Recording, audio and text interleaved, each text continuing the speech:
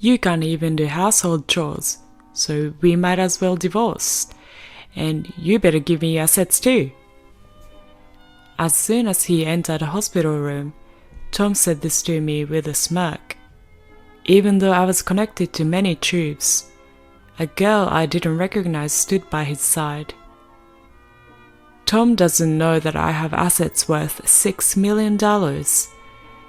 He should understand that a divorce in this situation would be a matter of life and death for a housewife like me. "Fine, here's the divorce papers." I couldn't be with a man who verbally abused his wife in such a state. I pulled out the divorce papers I always carried with me and handed them to Tom, grinning. He accepted them. "Now I can say goodbye to you. I'll be happy with her, so don't worry. Right, Catherine?" Saying this, Tom wrapped his arm around that girl's waist. That girl, referred to as Catherine, leaned on Tom and sneered at me. "Take care, Mrs. Oh, you're not Mrs. anymore. Take care, ma'am." At her words, the two of them left the hospital room laughing, but their happiness would only last for now. Alone in the room, I laughed out loud. Today is Friday, so the divorce will be processed on Monday. Oh, I cannot wait for 3 days from now. My name is Emily Johnson. I'm a 45-year-old housewife. My family ran a regular farm. I don't have any particular skills, but the one thing I'm proud of is my vast cooking repertoire. My husband, Tom, is the same age as me, and we were college classmates. Both of us came to New York from the countryside. Since we both lived alone, I used to cook various dishes to Tom using the vegetables and rice sent from my family. People often said I had captured his heart through his stomach, and I was aware of that. Tom was and still is incapable of doing any household chores. I've been taking care of him since we were dating, and after getting married, I continued to handle all household tasks. Sadly, we were not blessed with children, but we enjoyed our life together as a couple. We both loved to eat, and on Tom's days off, we'd often go on drives for small trips just to enjoy delicious food. When we first got married, Tom was kind, but about 3 years in, he became quite controlling. While he never laid a hand on me, his remarks became curt, and he would often say, "Whose money do you think we're living on?" It would be a lie to say those words didn't hurt, but I didn't have the energy to fight back, assuming he wouldn't listen anyway. Because I was a full-time housewife, I felt inferior and couldn't stand up to him. Tom joined a renowned company after graduating from university, but he resigned after about 5 years. He quickly found new jobs, but would resign from them after short periods.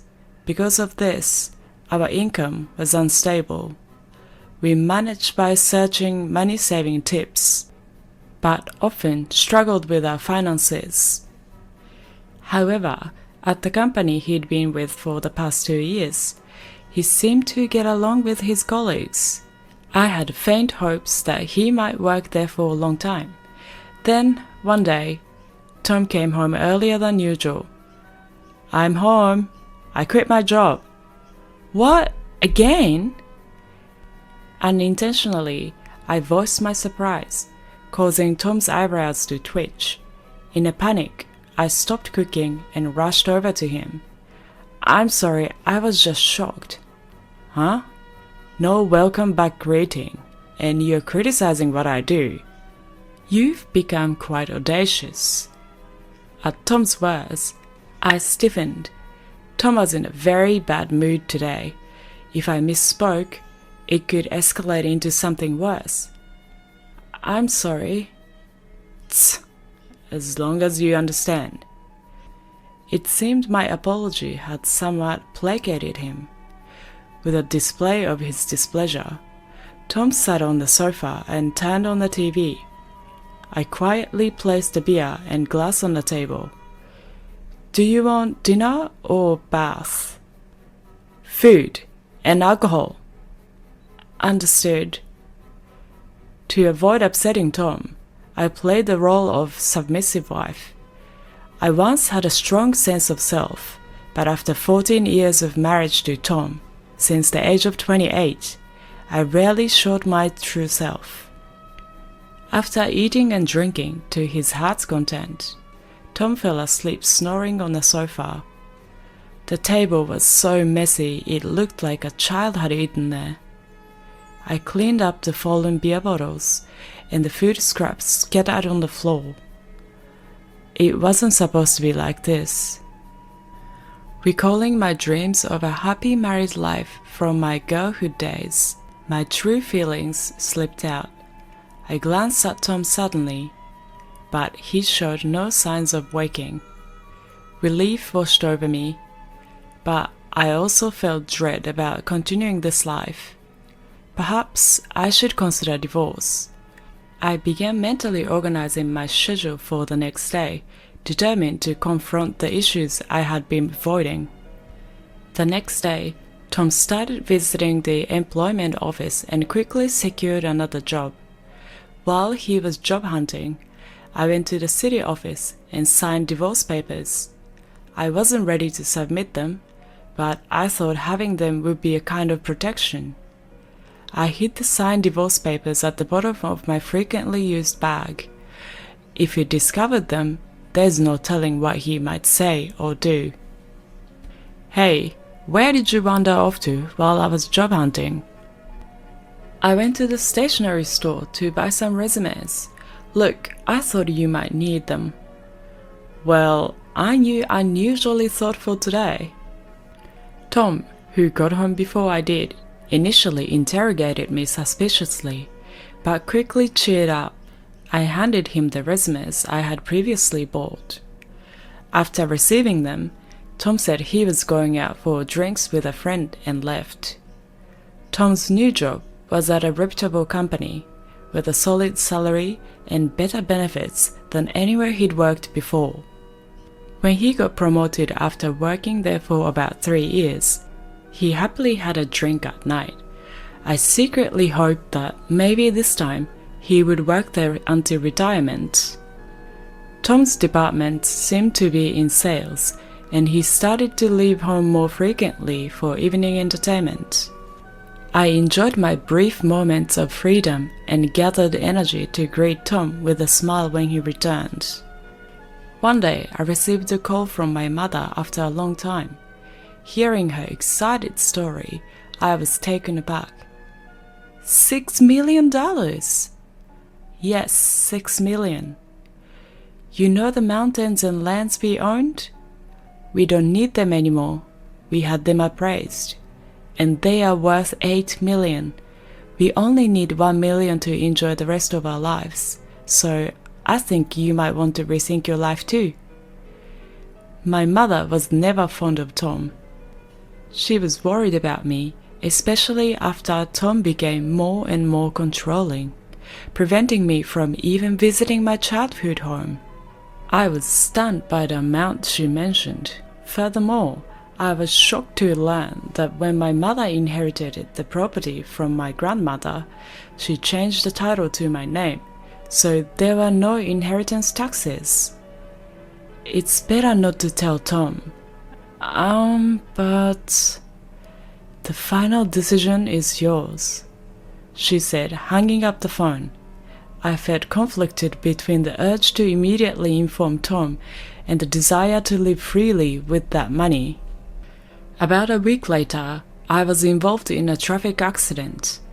Thankfully, my life wasn't in danger, but I'd need to be hospitalized for about a week. After storing my valuables in the hospital's room drawer, I immediately contacted Tom. "I'm sorry, I got injured." "Huh? What about my meals?" I almost sighed at Tom's reaction, prioritizing his meals over my injury, but I continued to explain. It seems I'll need to be hospitalized for a week. I'm really sorry, but could you buy your meals elsewhere until then? Not even preparing meals for your husband? What a lazy wife. Oh, wait there. I'm coming over now. Tom said this and unilaterally ended the call. I was planning to tell him about the inheritance tonight, but now I thought it might be best not to mention it. Looking at all the tubes attached to me during this precautionary examination, I somehow had a feeling, soon enough, I'd come to realize that my intuition was right. You're useless. Can't even do housework. Let's get a divorce. And you better pay me compensation too. As soon as he entered the room, Tom, with a smirk on his face, said this to me, who was connected to several tubes. Beside him stood a girl I didn't recognize. Tom wasn't aware that my total assets amounted to $6 million. He should know that a divorce under these circumstances would be a life and death matter for me, a housewife. Fine, here's the divorce papers. A man who would hurl abuse at his wife in this condition is someone I'd rather not have. I handed Tom the divorce papers I had kept as a sort of charm. Tom took them with a smug smile on his face. With this, I can finally say goodbye to you. I'm going to be happy with her, right, Catherine? Saying this, Tom wrapped his arm around the girl's waist. The girl named Catherine leaned against Tom and scoffed at me. Take care, madam. Oh, you're not a madam anymore, so take care, old lady. With those words, the two of them left the room, laughing, but the joy would be short-lived. Left alone in my room, I burst out laughing. Today is Friday, so the divorce papers would only be processed on Monday. Oh, I cannot wait for 3 days from now. Just as I had expected, the weekend went by without any contact from Tom, and it was quite peaceful. I was restless, not used to doing nothing since getting married. Every time I became restless, the nurses would tell me to stay calm. Then, on Monday evening, I received a barrage of calls from Tom. I initially ignored them, but after about 30 minutes of incessant ringing, I decided to answer. Could you not be so persistent? Hey, what's the meaning of this? As soon as I picked up, Tom shouted at me. I couldn't help but laugh. Tom seemed infuriated by my laughter and was screaming incoherently. What are you talking about? Don't play dumb. The divorce papers aren't being accepted, are they? Tom was fuming on the other side of the phone, huffing and puffing. I continued to chuckle and responded to his complaint. Oh, I had previously filed a non-acceptance notification. Remember how you used to say, let's get divorced every time we had a fight? I thought it wouldn't be good if you filed for divorce on a whim during one of our arguments. Ugh, but I don't need that now. Withdraw it immediately. Tom hesitated for a moment, but then quickly gave another order. But now that things had come to this, I was no longer just going to listen to everything Tom said. I can't do that until I'm discharged. We need to go through procedures at the municipal office. Then discharge now. Don't be unreasonable. His utterly selfish demands made me laugh even more. He probably wanted to register his marriage with Catherine, whom he brought on Friday. Tom was clearly panicking. By the way, what's her name, Catherine? She's your mistress, right? Hey, that's rude to Catherine. Apologize. She's my new wife. We are not divorced yet. So she's technically your mistress, isn't she? Responding calmly to Tom's nonsensical remarks, Tom made a weird groaning sound. I decided to hit him where it hurt the most. By the way, You'll hear from my lawyer about the division of property. That's right, property. Including the trouble this time. You better share properly. I'm not sure why he misunderstood, but Tom suddenly sounded in high spirits. After all, the responsible party has to pay the compensation. I had always done my household chores diligently, and of course, I had never cheated on him. It's clear as the day that Tom is the responsible party. What are you misunderstanding? You're the one who has to give me the assets. What? Tom responded with a voice that genuinely didn't understand. He likely believed that by not taking care of him while I was hospitalized, I would truly be at fault. Even in my parents' age, one wouldn't be deemed at fault for such a reason. As I bitterly thought this, I explained to him patiently. What fault of mine are you talking about? Just to let you know, not being able to housework because of my hospitalization doesn't make me the one at fault. You've abandoned taking care of me. If you were a child, it would be considered child neglect, but you're an adult and should be able to take care of yourself. That's why it doesn't make me at fault. If I say you're at fault, then you're at fault. Even a judge would be shocked by his baffling logic. My mental image of myself took a huge facefall. Was he really taking me so lightly to think such childish reasoning would work? Finally, get it? Don't you know what's legally defined as grounds for fault? Being at fault would mean, for instance, infidelity, like having another woman despite having a wife. That's why Catherine is my new wife, and you're no longer of any use to me, so it doesn't apply, right? What are you talking about? Since you were dating her behind my back, it's clearly cheating. Tom still doesn't seem to understand. He was set on believing that he was right. Either way, please communicate through a lawyer from now on. Goodbye. Hey, Emily! I hung up the phone without listening to Tom's protest. He called multiple times, but when I ignored him, he eventually seemed to give up and fell silent. I was relieved, but the next day, another headache-including event occurred. Feeling frustrated by the non-stop ringing from 9 in the morning, I pressed the call button. On the other end, Tom was complaining at me like a machine gun firing. I wasn't quite sure what he was saying at first, but piecing it together, it seemed he was complaining about not being able to withdraw money from a bank account. If it's a joint account, Tom should be able to withdraw without any issue, but if not... I recalled the bank cards and passbooks I had left at home and asked Tom, "Were you trying to take money from my account by any chance?" "Exactly, you're still in the hospital, and I was going to take the money in your account, but the card won't work." Tom, enraged, rumbled on with his unreasonable argument. It seems he didn't understand what I said yesterday. When I was scheduled to be hospitalized for a week, I had called the bank and requested they prevent withdrawals until I could personally handle it after being discharged.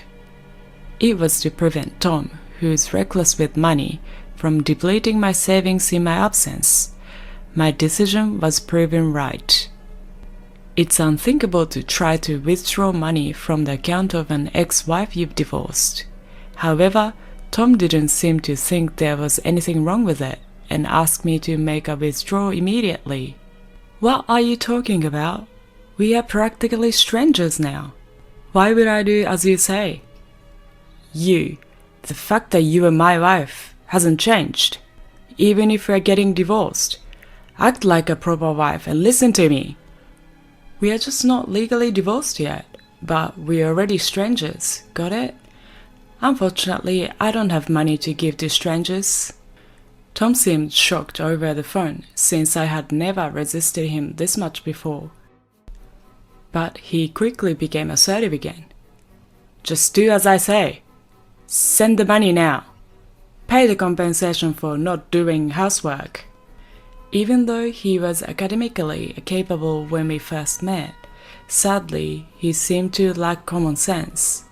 17 years into our marriage, it was confirmed that I had made a poor choice in a partner. Tom seemed frustrated that I wasn't giving in. He likely had exhausted his cash on hand and probably dipped into the living expenses I had left at home and from our shared account. I spoke to Tom as if I was talking to a small child. Listen, I'm no longer your submissive wife. We'll settle the property division through a lawyer later on. What? You're so insolent. I'm coming over right now. Just wait. Saying so, Tom hung up the phone. I don't mind if he comes to the hospital, but I've already asked the nurse's station not to let anyone in except for my parents, so it's unlikely he'll make it to my room. Tom really did come to the hospital, but as I expected, he seemed to have been stopped at the nurse's station. My phone kept ringing, but after ignoring it for a while, it switched to messages and my screen was flooded with notifications. I saved all of them as evidence and contacted my lawyer. After a while, it seemed that lawyer had gotten in touch with Tom as the messages stopped coming in. I thought it was the end, but my hopes were about to be dashed. There's a visitor named Karen. Would you like to see her? Karen? Please let her in. Karen was a friend who shared my hobbies back when I was single. We became close after she responded to my posts on a social media platform where I kept records of my dining experiences. We discovered we lived nearby and often went out to eat together. After getting married, while I couldn't dine out as much due to saving money, we kept in touch by regularly meeting for tea and chats. Emily, are you okay from the injury? Yes, I'm feeling much better now, thank you. As Karen immediately expressed her concern upon entering the room, I felt a warmth in my heart. I realized that since my hospitalization, aside from my parents and the hospital staff, no one had shown concern for me. Hey Emily, things are tough for you right now, aren't they? Huh? Why? I hadn't told anyone about my situation other than my parents. I wondered how Karen knew and asked her, intrigued. Karen then said something shocking. You know Catherine, the young girl, right? She's having an affair with your husband, isn't she? What? How do you know about... Wait, you know her? Actually, she's my niece. I was so surprised at Karen's hesitant answer that I couldn't close my mouth. Who would have thought that Karen was Catherine's aunt? The room went silent. It was the first time there was silence when Karen was around, and it made me feel uneasy. You see, Catherine suddenly told her mother, my sister, that she's getting married. And what's more shocking is that her partner is 45 years old. When I saw the photo, it was your husband. I was so surprised. I've already told my sister. I'm so sorry for all the trouble my niece has caused you, Emily. Don't apologize, Karen. It's not your fault. Karen looked like she was about to cry. I'm thinking of demanding compensation from Catherine. I can compromise on that. But if I do, does this mean our relationship will end? Of course not. I want to continue being friends with you, Emily. I'll make sure Catherine pays the compensation.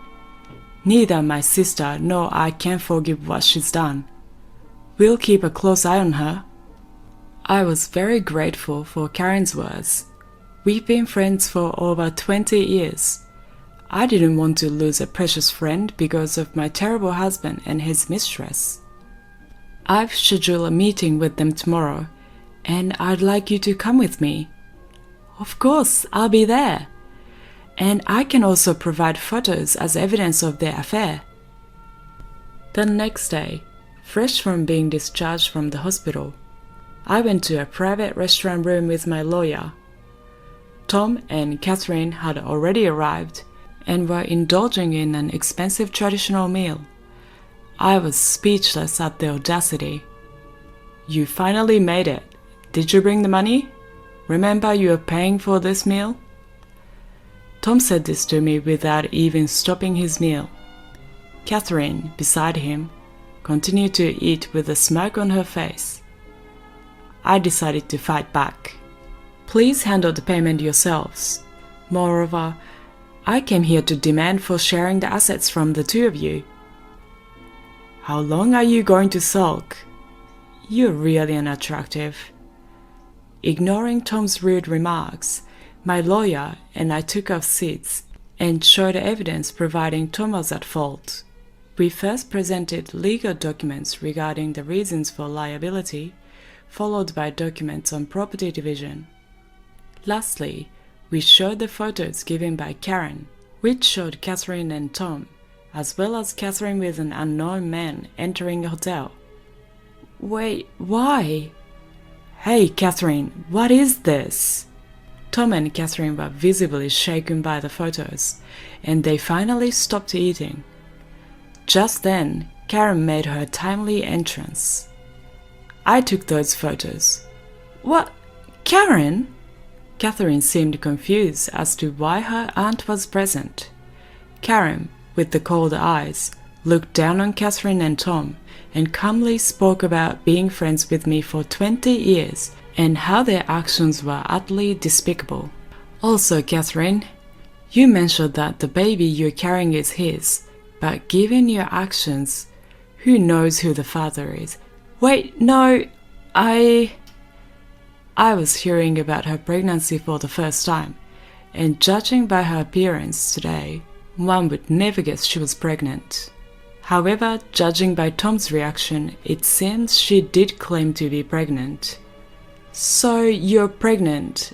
In that case, after a DNA test, I'll demand an additional penalty. No, I'm sorry, I lied about the pregnancy. Please forgive me. Catherine suddenly admitted this and bowed deeply. She had been searching for a wealthy old man, and Tom was the wallet she called. He bought her designer goods, and she was promised a life where she wouldn't have to work and could do as she pleased after marriage. She believed she could be a housewife and occasionally have flings with men of her choice. She had once lied about being pregnant because he showed no signs of wanting to divorce. Tom froze with his mouth agape when he heard this. I'm truly sorry, but I can't give you anything. I don't have the money.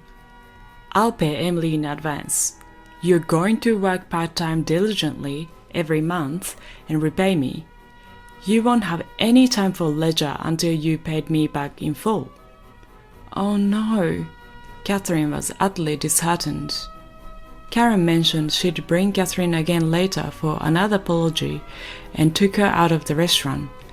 Tom was in shock the entire time, but seemed to snap back to reality and approached me in a flattering tone. Look, it seems I was deceived. I can't live without Emily, right? We still have the divorce papers here.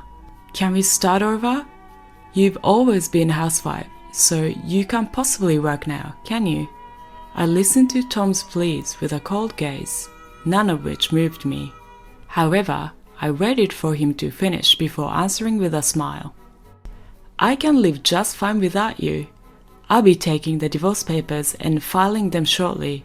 Also, I never mentioned this, but my personal net worth is currently around 6 million, so I can live comfortably without working for the rest of my life. Rest assured. 6 million? Why did you keep such a fortune a secret? I was about to tell you when you started making a fuss about divorce. I'll definitely get some of your assets, and this money is my personal inheritance, so it doesn't count towards marital assets. It has nothing to do with you, right?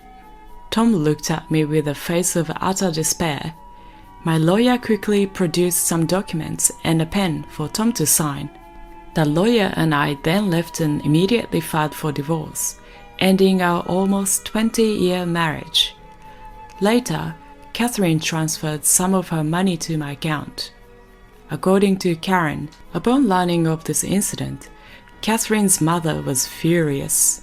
She made Catherine take a leave from university and work non-stop at a relative's inn until she repaid the compensation. Tom, on the other hand, was disowned by his in-laws after they learned about the divorce. He was told he wouldn't receive any assistance, so he reluctantly took out a loan and paid me in one lump sum. Furthermore, it was revealed that he had been with Catherine at a hotel during work hours. He was fired from his job and is now juggling multiple construction jobs to repay his debts. As for me, even after receiving such a large sum, I didn't know what to spend it on, so I donated half to charity. I then moved to the countryside with the remaining money, and I'm now enjoying a luxurious single life. I've continued my relationship with Karen. On our days off, we go on food tours and short trips. We both plan to stay single, so I suggested maybe we should share a room. Initially hesitant, Karen agreed when I mentioned we could share deliveries and she could join my meals.